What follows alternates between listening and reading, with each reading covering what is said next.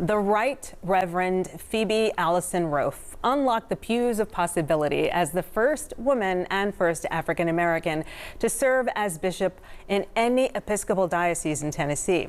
The Arkansas native now leads 29 congregations, 6,100 members across West Tennessee, and reached a special milestone this month.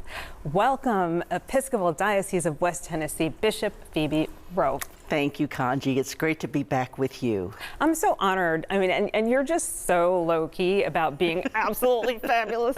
Okay, so let's talk about this.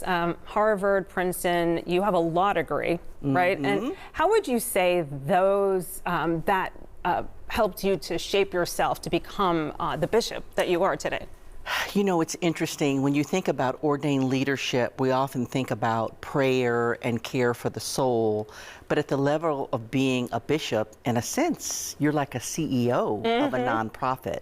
So my work in public policy and my work as a commercial real estate attorney, especially given that one of the primary assets of the church is land, buildings, all of it has really contributed. You know, God didn't waste any of that. I know you have some artifacts that we're gonna get to. I do. You have given an invocation for President Barack Obama and the world famous Bishop Michael Curry, who, as you know, preached at the royal wedding for Prince Harry and Meghan. Actually gave your consecration. He did. I mean, what was that moment like? I know we're going back a little to move forward. We are. But well, you know, so you were one of the first persons to interview me back in May of 2019.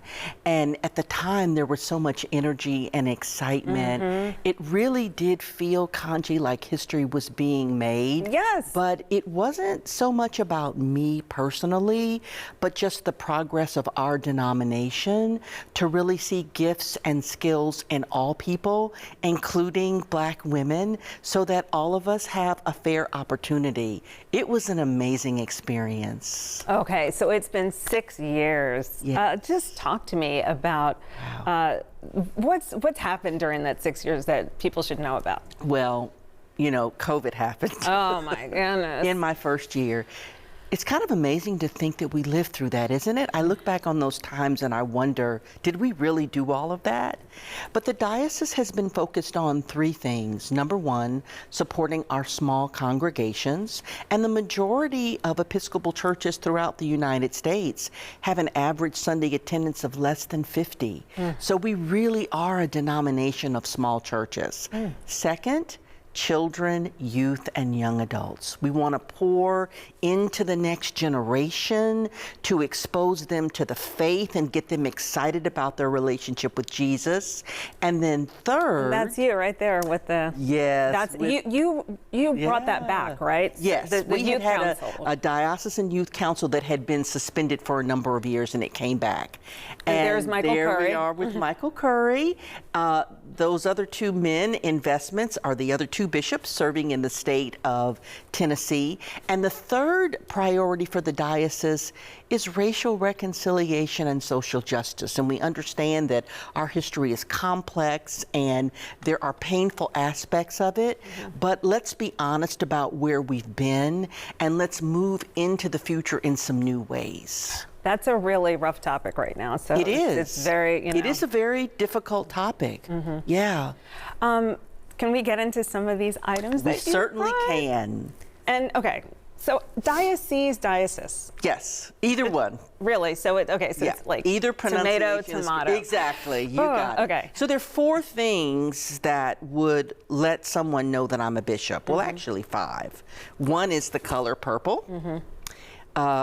The second would be the pectoral cross, which is normally sort of a larger than normal cross. The third would be the bishop's ring, and in our denomination, each bishop designs their own pectoral cross and their ring. Then we have the mitre, which is the hat that I wear, and it has this shape because it represents the flames of fire that came down on the disciples on Pentecost Sunday. Oh my goodness. And my crozier or bishop staff, which basically indicates that I am the shepherd of this diocese. It's just amazing. It just feels so It just gives you this history, you know, when you look at this. And your ring has shackles. It does. So Broken. I have deep roots in the Commonwealth of Virginia, my mother's family. And I was there serving as the rector or head pastor of a congregation in 2018 when I was elected to be bishop of this diocese. And there'd been a lot of conversation in Richmond, Virginia, which is where I lived and served, about the upcoming 400th anniversary of the first enslaved Africans being brought to this country in 1619. And they were brought to Port Comfort, Virginia. And so there was all of this talk about that. And when I was elected, I wanted to have something that reflected my own personal journey. And so I do have engraved into the sides of the rings shackles of enslaved Africans, but they're open at the top and they're open at the bottom, reflecting that we've been freed from anything which holds us in bondage through the love of Jesus. You and Sister Bishops authored a book? We did. There were 5 of us elected in short succession, and the book is called This Band of Sisterhood, and it basically talks about our journey in faith, our journey in life, our journey as leaders in the Episcopal Church. Wow. And so where do you see signs of hope in the church today? I definitely think it's the young folks, Kanji. They are pushing us to expand our notion of what worship looks like, ways that we can connect, but they have hope for the future, and that gives me hope for the future. And I would also say our small rural congregations, which may be small in membership, but they're mighty in faith and they're mighty in power, and they are serving their local communities. You know, there are 21 counties that make up the diocese. It's not just Shelby County. And I get to travel throughout this part of the state, seeing faithful people doing amazing things. And you have a hip hop and Christianity using Kendrick Lamar's words.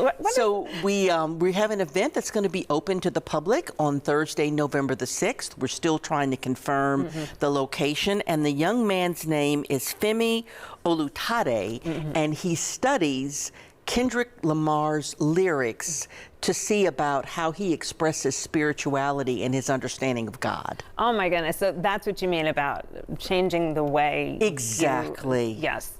Yes. Well, I am absolutely honored, and I really appreciate you, Bishop Roaf, not only for joining us here on Live at 9, but you're going to be joining our streaming show to extend this conversation where we go deeper with the newsmakers who shape our community and ask the questions that just can't fit into this show. So thank you so much for staying with us afterwards. Be sure to download the WREG Plus app on Roku, Apple TV, and Fire Stick so that you can check out our Live After 9 episode. And you are our debut, so thank you so much for everything you've done for our community and everything that you're doing moving forward. 6 years. Congratulations. Thank you. Such an amazing person.